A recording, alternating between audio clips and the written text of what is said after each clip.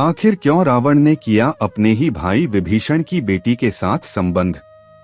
क्या यही कारण था लंका के विनाश का? इस कहानी में वो सच सामने आएगा जो अब तक छिपा था, एक ऐसा सच जो लंका की नींद हिला गया। लंका सोने से चमकता वह द्वीप जहां रावण का राज था। रावण केवल एक राक्षस राजा नहीं था, बल्कि एक महान तपस्वी, प्रकांड विद्वान और शिव का अनन्य भक्त भी था। लेकिन जैसा अक्सर होता है, जब शक्ति सीमाएं पार कर जाती है तो वह विनाश की ओर अग्रसर होती है। लंका का शासन रावण के हाथों में था, लेकिन उसकी आत्मा धीरे धीरे अधर्म की ओर खींचती जा रही थी। उसके दो भाई थे, कुंभकर्ण और विभीषण। जहां कुंभकर्ण बलशाली था, वहीं विभीषण धर्मपरायण, नीति और न्यायप्रिय था। विभीषण की एक बेटी थी, विद्युल्ता। वह अत्यंत सुंदर, सौम्य और तेजस्वी थी। कहते हैं, जब वह पुष्पवाटिका में बैठती थी तो फूल भी उसे देखकर खिल जाते थे।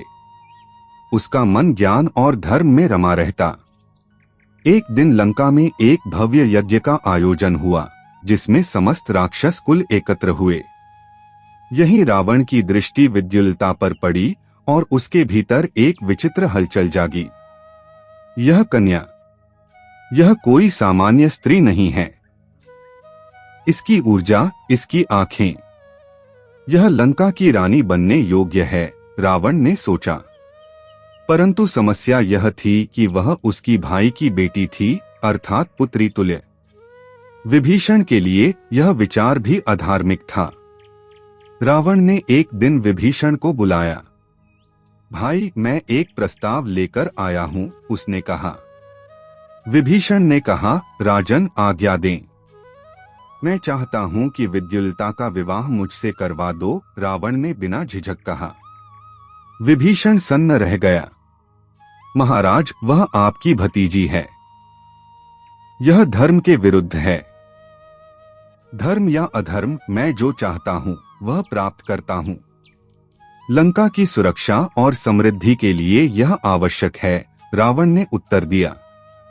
विभीषण ने कड़े स्वर में कहा, तो आप लंका की रक्षा के नाम पर अधर्म को चुनेंगे?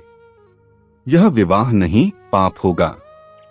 रावण ने क्रोधित होकर सभा भंग कर दी, लेकिन उसका मन विद्युल्ता में ही अटका रहा। रावण ने एक रात, जब विभीषण अयोध्या के किसी संदेशवाहक से मिलने गया हुआ था, विद्युल्ता को राजमहल में बुलवा लिया। उसके लिए सुंदर वस्त्र और आभूषण मंगवाए गए। विद्युल्ता भयभीत थी। वह जानती थी कि यह आमंत्रण नहीं, आदेश है।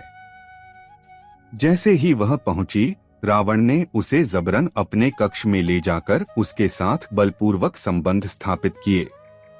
उस रात रावण ने केवल एक कन्या का नहीं, अपनी आत्मा का बलात्कार किया।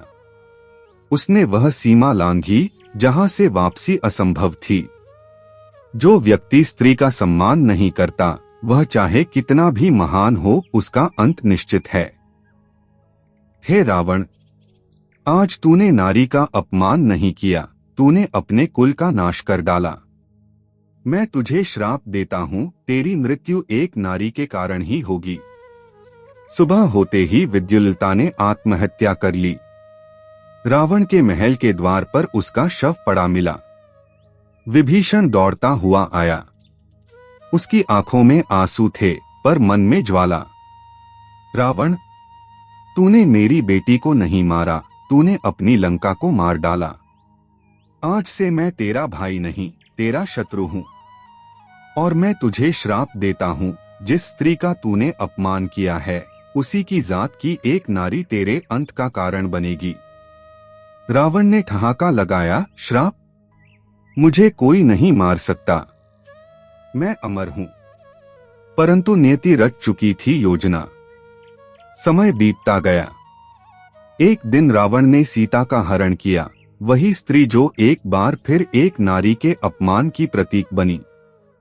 विभीषण राम की शरण में गया और वहीं से रच गया रावण के अंत का इतिहास।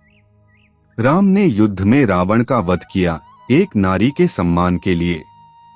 और लंका जल गई। आग केवल हनुमान ने नहीं लगाई थी, वह तो बहुत पहले विद्युल्ता के चिता से जलनी शुरू हो चुकी थी। लंका का पतन रावण की तलवार से नहीं, उसकी वासना से हुआ था। जब राजा अपनी मर्यादा भूल जाता है, तब साम्राज्य चोर और चिता में बदल जाता है। रावण बलवान था, विद्वान था, शिव भक्त था, लेकिन वह स्त्री का सम्मान नहीं कर सका। यही उसका विनाश बना। आज की दुनिया में भी यह कथा हमें यह सिखाती है, सत्ता चाहे जितनी हो, यदि उसका प्रयोग अधर्म में किया जाए तो अंत निश्चित है। स्त्री का अपमान केवल उसके नहीं, पूरे समाज के विनाश का कारण बनता है। धर्म केवल पूजा नहीं, आचरण है। रावण मर गया, लेकिन उसके भीतर जो अधर्म था वह आज भी जीवित है। हमें उसे पहचानकर नष्ट करना होगा, क्योंकि जिस समाज में विद्युल्ता रोती है, वहां राम नहीं, रावण राज करता है। अगर आपको यह कथा कुछ सिखा गई तो इसे शेयर करें, लाइक करें और कमेंट में बताएं क्या रावण का अधर्म उसके अंत का कारण था या उसके तप का दुरुपयोग।